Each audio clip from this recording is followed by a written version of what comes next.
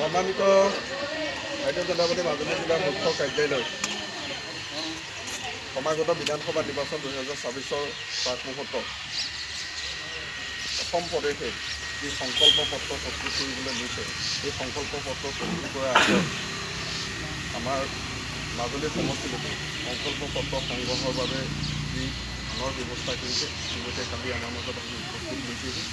ৰাজ্যিক সমিতিৰ নিৰ্দেশ মতে সমাগত বিধানসভা নিৰ্বাচনৰ 2024 প্ৰতি লক্ষ্য ৰাখি এই ধানকে আমি প্ৰতিটো পঞ্চায়ততে সংকল্প পত্ৰ সংগ্ৰহ কৰি ৰাজ্যিকলৈ প্ৰেৰণ কৰিব লাগিব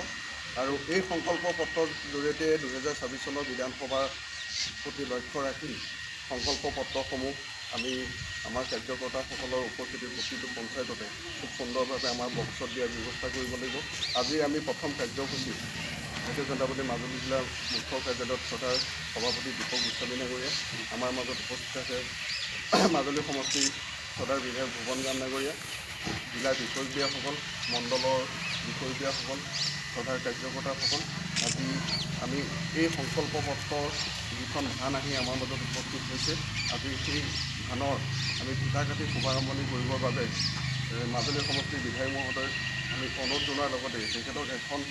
চেলেং চাদৰে আমি সম্বৰ্ধনা জনাবৰ কাৰণে ভাৰতীয় জনতা পাৰ্টি মাজুলী জিলাৰ সদৰ সভাপতি দীপক গোস্বামী ডাঙৰীয়াক অনুৰোধ জনাইছোঁ। আৰু ইয়াৰ পিছতে আজি এই কাৰ্যসূচীত ফিতা কাটি শুভাৰম্ভ কৰাৰ প্ৰাক মুহূৰ্তত আমাৰ মাজত উপস্থিত থকা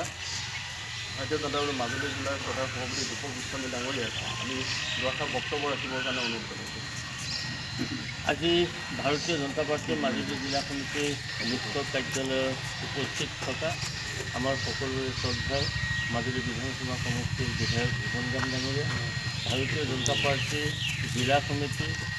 মণ্ডল মৰ্চা সকলো কাৰ্যকৰ্তাৰ উপস্থিতিত